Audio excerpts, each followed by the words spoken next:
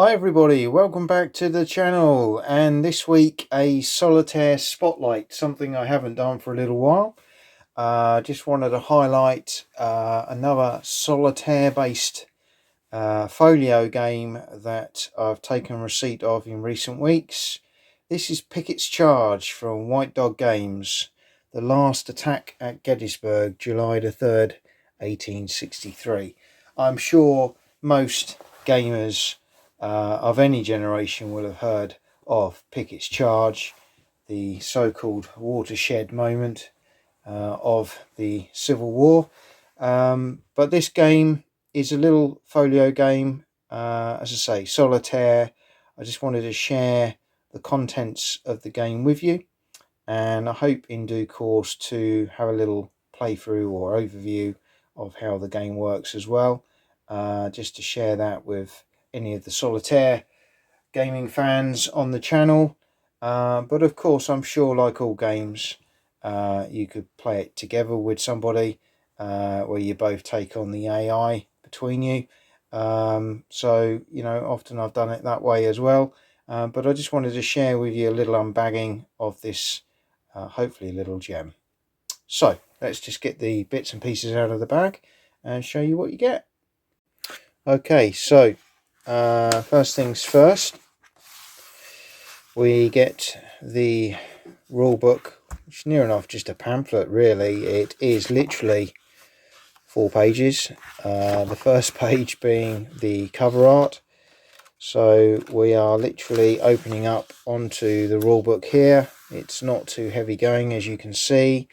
We've got the introduction, the game map, a little bit of explanation around the counters, and then we're into sequence of play, pre-attack bombardments from the Confederates, and then you get into Confederate movement, Union fire, Confederate fire, and so forth. You can see here there's not a huge amount of rules involved in the game. As we get on the back, we have the historical scenario setup and victory conditions. For the victory conditions is quite an interesting one, what they've done here, because of course, depending on your point of view, the charge was doomed to failure really before it began. Obviously, benefit of hindsight, we know a lot more now than maybe the players concerned knew at the time. But the goal of the charge was to breach the Union line so that other Confederate units waiting in reserve could exploit the breach. From any scenarios, you count the number of Confederate strength points in Cemetery Ridge hexes at the end of turn 8. If the number is 20 or more, the Confederates score a tactical victory. 10 to 19 is a draw. Less than 10 is a tactical loss. So, I suppose the key point here is that the Confederates can get a victory without actually achieving the overall victory objectives of the initial Pickett's charge. So the game hopefully is sort of balancing that out a little bit. So that's the rules, which look quite straightforward. The counters, bearing in mind this was a 2017 game, looked to be the usual kind of blue panther quality that you would expect. These really nice, thick, chunky counters.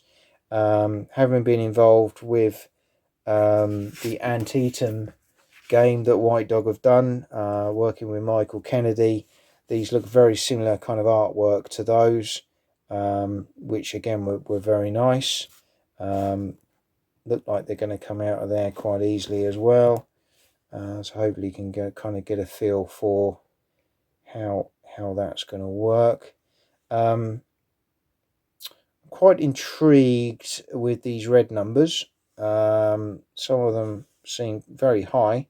We'll find out a little bit more what that's all about, I'm sure, further on. I think it may be deployment areas on the map. We'll have a look at the map in a moment. But counters look very nice. The map for me is a little gem. It's a small map. Let's just zoom that out a little bit so you can see the total size. That is the map. So down here you've got a turn track 1 to 8. There's nothing else to do with the rules on the map itself. As you can see there, it's hex based. It's not a huge game. This is a paper map, but decent quality.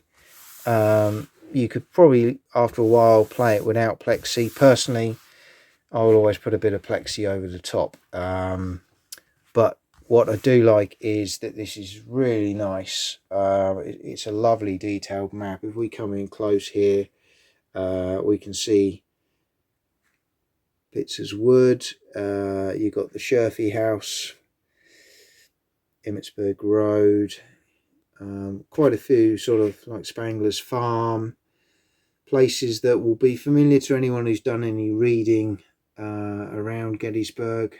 So this is Seminary Ridge, and you come on to some of these other little farms and little homesteads, the copse, the Angle, famous areas on Cemetery Ridge that the Confederates were trying to direct their charge towards. Tannytown Road, and then you come across here, Ziegler Grove, Cemetery Hill, and so forth, Baltimore Pike. So as you can see there, really nice map, lovely artwork, but not a huge area to fight over, and with the counter sheet, not a huge amount of units. You can see now some of the numbers that are on here correspond to the numbers on the counters, so I assume these will be starting or jump off positions maybe. But yeah, that's Pickett's Charge, a white dog game simulating in solitaire the famous charge of July 3rd, 1863. Lee's last throw of the dice at Gettysburg, which ultimately was unsuccessful. But hope to bring you a little bit more around this once I've got it on the table and had a game. Hope you've enjoyed this short unbagging, and hope to bring you some more content very soon. Thanks for watching.